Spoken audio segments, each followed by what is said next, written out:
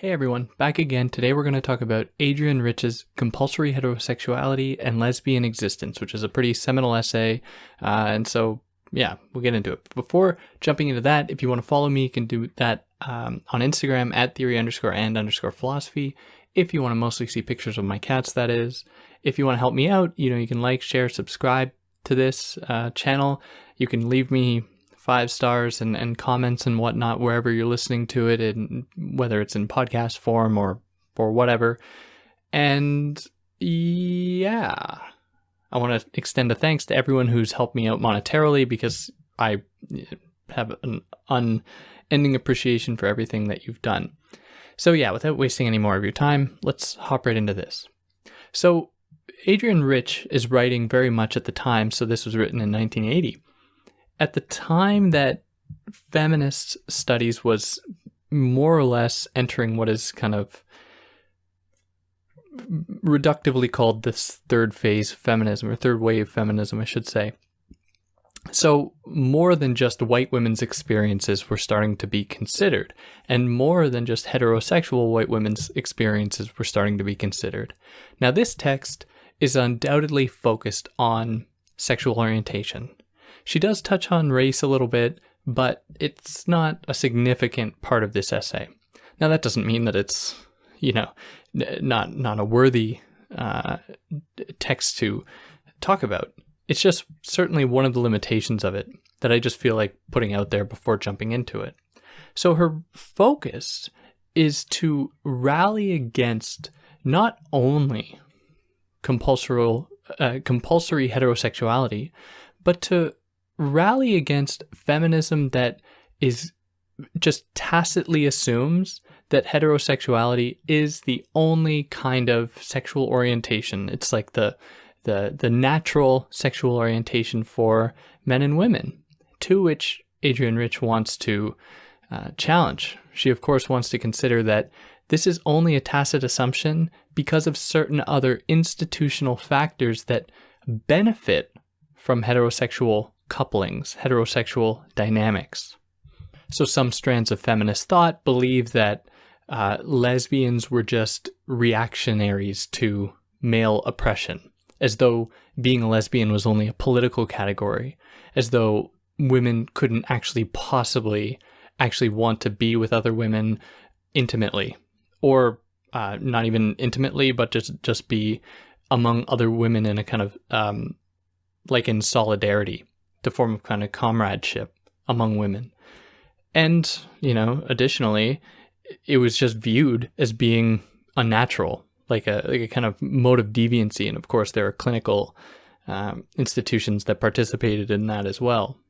So a lot of this text is her presenting other feminist authors, some of whom, do wonderful things for women's equality or calling attention to male oppression of women, but that she says inadvertently, perhaps, or unbeknownst to them, reify heterosexual coupling as the primary and sole sexual orientation that people can have. So one example she gives is Reinreich and English's book For Her Own Good, in which they talk about the view that, or they talk about how doctors would prescribe women certain kind of social actions, like to get married and to have kids, for their own benefit. And of course, the authors point out that really that was meant to enforce male dominion over women's bodies and to maintain certain economic conditions of society where women would be the ones caring for children while men could go out and do work, which fostered a cycle of dependency among women who didn't have money to themselves. They were just left to the whims of their male counterpart. So Rich looks at this book, the one that I just kind of summarized, and says that the authors almost think that the problem itself is not with heterosexual coupling, but like as though heterosexual coupling has just been mutated into a kind of negative form, because they still take the heterosexual dynamic to be the natural correct one, and that it's just been kind of marred by capitalist interest, by other institutional formations. To which he says, in order for us to be, in her mind, to be like properly feminist, it demands an investigation of these tacit assumptions that underwrite our other projects. And this issue gets compounded when you consider, or she was considering at the time as well, psychoanalytic feminists who took as like the base the fact that there are always these kinds of heterodynamics, between son and mother, between husband and wife, like in their raising the children, which just takes as a kind of foundational assumption the idea that the nuclear family is the correct form of child rearing. Now, of course, compulsory heterosexuality has had many effects. One of which, though, that she really focuses on and that stands out to me is that there is a conflation of women's eroticism and women's reproduction with men, or men being the ones that can deliver those things. So because ostensibly we need a man and a woman to produce a child, then that means, because that necessarily implies some kind of sexual act, if we're dealing with it in like purely biological terms, not in like a scientific setting, whatever that means, what that then extends to is the idea that women's sexuality is contingent upon the presence of a man. So this opens the door for all kinds of control beyond the kind of economic dependency that I've already outlined. It extends to control over women's bodies as well, and how their sexuality plays out. And she borrows from Kathleen Goff, who describes 8 forms of male control, and they are to deny women sexuality or to force it upon them, to command or exploit women's labor to control their produce, to control or rob them of their children, to confine them physically and prevent their movement, to use them as objects in male transactions, to cramp their creativeness, and to keep them from knowledge-producing centers like schools and whatnot. And these cycles of control are maintained in the assumption that heterosexual coupling is what people must strive for. And this is obviously maintained by all of our popular media. From such a young age, we're watching Disney films in the North American context, at least, watching Disney films in which that is all we ever saw. We only ever saw men and women engaging in these kinds of sexual relations. There was no consideration of gay or lesbian couplings, let alone, non-binary ones or non-cisgender ones. And it is through that we come to internalize it as being natural. And in perhaps a less, or I guess a more malevolent way, the way in which pornography depicts men being the ones to deliver pleasure to women, where, and I'm sure that for anyone that's watched porn would know, that it is a matter of men pleasing women, and women are, convulsed and they're uncontrollable, and it is up to the man to deliver them from their writhing in order to give them the pleasure that they seek, which is a trope that extends very far back. Now, in Rich's essay here, there are these streams that seem to hint at being against porn or sex work generally, which of course we should nuance, because there are sex workers that obviously love what they do, and that shouldn't be, we shouldn't condemn that. But there is, I think, some truth in there being a kind of cultural disposition towards pornography as a site for young men to learn how to treat women, and that has pretty negative effects. And that extends even to lesbian porn, where if you ever visit a porn site, lesbian porn will be like readily available. But in order to access gay porn, you have to go to the gay category. signaling to the viewer that lesbian porn isn't about gay couplings or isn't about homosexuality. It is about satisfying the male gaze, whereas gay porn is that kind of, I will just say, kind of deviant thing that you have to go and seek. You have to seek out because it's not for the male gaze like lesbian porn is. And then such treatment plays itself out in non-sexual ways, if we can even call what is seen on porn sex. In non-sexual ways, in like the workplace, where women are constantly barraged with not only physical harassment, but verbal harassment in the form of jokes, sexual innuendos that position women as objects for men. And these often create dynamics in which a woman is expected to comply. Like if a sexual joke is said by a male colleague, the woman is expected to laugh, to kind of brush it off, to be cavalier about it, lest she experience or is targeted as a lesbian, as being someone who isn't going to bow down to the male gaze. And of course, that has negative repercussions. It might mean a loss of a job. It might mean a loss of the opportunity for a promotion, if that, is even given to women. So we see how this plays out in an economic and political way, in a sociocultural one, where men would prefer to maintain their power as being the ones that can, say what they want and hire their less qualified white male buddies to work alongside them while keeping more qualified women in subordinate positions in order to maintain a kind of cultural status, to accrue cultural capital. And, I've often heard this argument that like, oh, well, if the wage gap really existed, then wouldn't men just hire more women and pay them less? And that argument only accounts for the fact that money, capital, is the only thing that people care about, that is, men care about, when status is also on the line.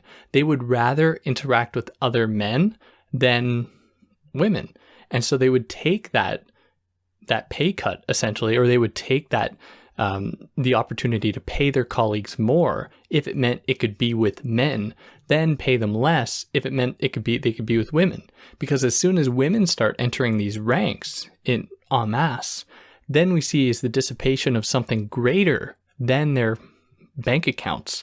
We see the dissipation of their superior status.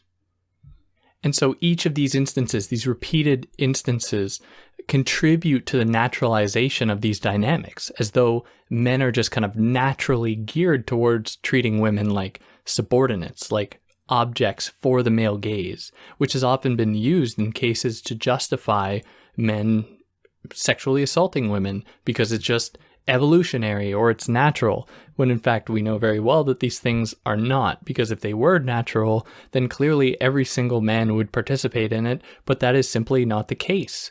It then corresponds to something fundamentally different than biology, because it's not like everyone does it, and it must then correspond to a political, social consideration that gives men, bestows upon them the power to do this.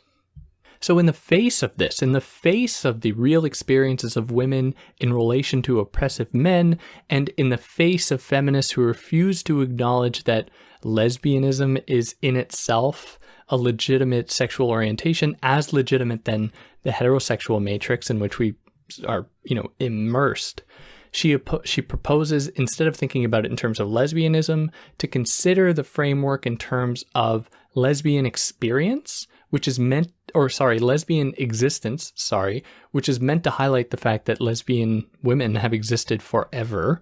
It isn't just a new political category that emerges in response to growing economic disparity, as some feminists might claim, or to consider it in terms of lesbian continuum. Now, this is where I like this term a lot, because for her, lesbian continuum is meant to expand the category of lesbian identity beyond sexual acts, to consider as well the kinds of affiliations that can be drawn or that can be coordinated, that can be formed between women in a kind of, as a kind of form of solidarity against male tyranny. So what this means is privileging something like friendship between women as valid as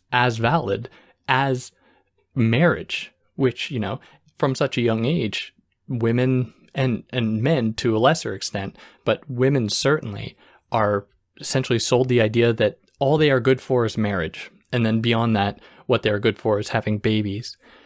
What if it was a matter of women being told that the friendships that they will form that will most likely outlast marriages, given the rates in which marriages fail, are so much more important? And how these kinds of friendships can make something like raising children significantly easier if you had women to actually help you, not grown man children who themselves don't know how to clean themselves, who don't know how to feed themselves, who are essentially just another child to feed, which of course is a pretty negative experience. And so many studies have been done about the kind of general level of happiness between heterosexual women and lesbian women. And, lesbian women have a pretty good go of things in relation to heterosexual women, because, just look, how many women out there who might be listening are with a 35-year-old man-child who doesn't know how to make the bed. Not to come, sorry if I'm causing anyone to get upset. I just think it's important that you recognize that that's not okay. Or actually, let me frame it this way. For men listening, you should know that being an adult requires you to be a partner, not someone subjugating women. And if you want to downvote this video, I would certainly welcome it from anyone that disagrees. So all this has been maintained essentially through popular culture, which I've already touched on. And one way to illuminate this that is probably the best is the what is called the Bechdel test, which I've mentioned before. But the Bechdel test is the test in which you assess if there's a scene in a movie, and there are like some characteristics of this test that I won't touch on, but generally it is the assessment to see whether in a movie two women talk to each other without a man present, talk to each other about something that isn't about a man or about what a man is doing. And you will find very few movies pass this. And even if they do pass it, most of the time it's just for one moment in which two women happen to say something that wasn't related to a man. Or we can consider the way that in so many movies in which there's a woman present, she is always asking questions to the man, always asking what the man thinks or what the man is going to do or anything like that, which just feeds into this, of course. So in the end here, she kind of calls for a move beyond white Western feminism to consider, of course, the ways that Black women have historically drawn alliances among themselves because of their kind of mutual stake within patriarchal relations, in order to move beyond the white heterosexual framework of the West that is just so oppressive. Now, she concludes by suggesting that we don't frame the problem as being one between good and bad sexual orientations or good and bad forms of romantic couplings. Because for her, that just revitalizes a kind of binarism that is just going to be too reductive. To consider the problem in that way is to consider the problem wrongly. And the matter is instead about considering the ways that compulsory heterosexuality is enforced and for what reasons it is enforced and for whose benefit. And that more or less covers it. In this text, she makes so many references to different feminist thinkers and different books, and I didn't go into great detail about them because each one would have required me to give a brief synopsis, and that would have been hard to follow. So in order to get the full-fledged experience, you really have to jump into the text itself, and it's not a difficult read. It's really accessible and really seminal in this field, obviously. And yeah, let me know what you think. If I was too hard on men, then I'd like to hear about it, because chances are you'll be wrong. But anyways, I'd still love to hear about it. And yeah, take care.